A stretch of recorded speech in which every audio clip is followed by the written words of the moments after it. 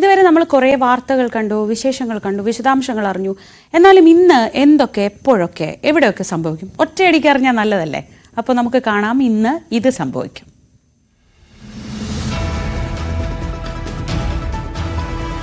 മകരസംക്രമ നാളിൽ അയ്യപ്പന് ചാർത്താനുള്ള തിരുവാഭരണം വഹിച്ചുകൊണ്ടുള്ള ഘോഷയാത്ര ഇന്ന് പന്തളത്ത് നിന്ന് പുറപ്പെടും. ഉച്ചയ്ക്ക് 1 മണിക്ക് വിവിധ ചടങ്ങുകൾക്കും പൂജകൾക്കുമൊക്കെ ശേഷമായിരിക്കും ഘോഷയാത്ര തുടങ്ങുന്നത്.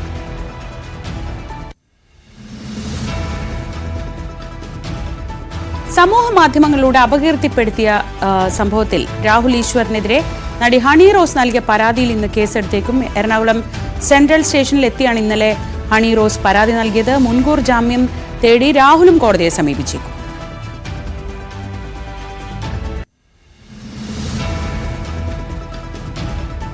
എറണാകുളം അങ്കമാലി അതിരൂപതയിൽ ഒരു വിഭാഗം വിശ്വാസികൾ നടത്തുന്ന പ്രതിഷേധത്തിൽ പ്രശ്നപരിഹാരത്തിനായി ഇന്ന് കളക്ടറുടെ ക്യാമ്പ് ഓഫീസിൽ ചർച്ച നടത്തുന്നുണ്ട്. ചർച്ചയിൽ മേജർ ആർച്ച് ബിഷപ്പ് പങ്കെടുത്തു.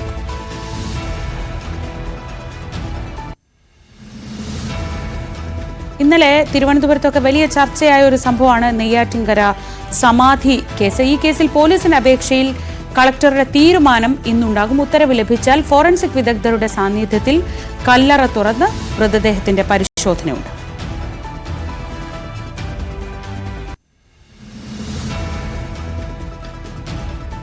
ഇന്ന് ഏറെ ശ്രദ്ധിക്കേണ്ട മറ്റൊരു കാര്യം, സംസ്ഥാനത്ത് ഇന്നും നാളെയും ചൂട് കൂടാൻ സാധ്യതയുണ്ട്. 2 ദിവസം സാധാരണയേക്കാൾ 3 ഡിഗ്രി സെൽഷ്യസ് വരെ താപനില ഉയർന്നേക്കാമെന്ന് കേന്ദ്ര കാലാവസ്ഥാ നിരീക്ഷണ കേന്ദ്രം മുന്നറിയിപ്പ് നൽകുന്നുണ്ട്. അപ്പോൾ ഡീഹൈഡ്രേഷനൊക്കെ ഇല്ലാതിരിക്കാൻ ശ്രമിക്കണം. കയ്യിൽ വെള്ളം കരുതണം, കുട കരുതണം. അങ്ങനെ ചൂടിൽ നിന്ന് ഒരു പ്രതിരോധം ഒരുക്കണം.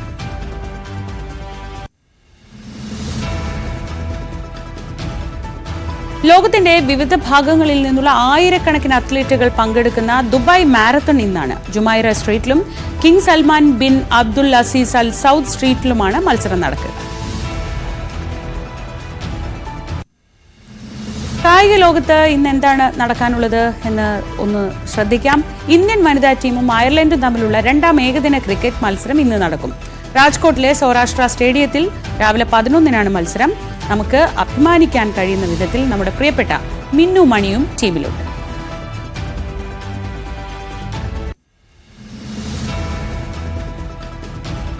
സ്പാനിഷ് സൂപ്പർ കപ്പ് ഫുട്ബോൾ കിരീട പോരാട്ടം ഇന്ന്. റയൽ മാഡ്രിഡും ബാഴ്സലോണയും Jeddah King Abdullah sports city സ്റ്റേഡിയത്തിൽ രാത്രി 12:30-ക്ക് മുഖാമുഖം എത്തുന്നുണ്ട്. കാത്തിരിക്കാം.